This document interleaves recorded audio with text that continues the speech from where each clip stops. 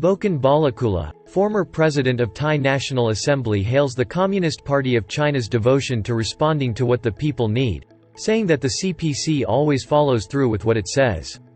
I see two things in China, and the first thing I already mentioned, that what you achieve is to make all of your people living above poverty line. We can see clearly that China tried to eradicate of poverty.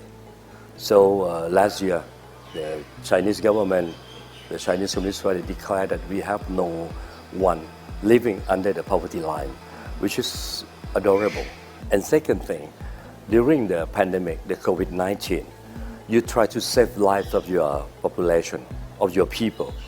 I think this is the best example for the world, that when you talk about something and you follow what you said, you respect what you said. That's why I admire your government, your Communist Party.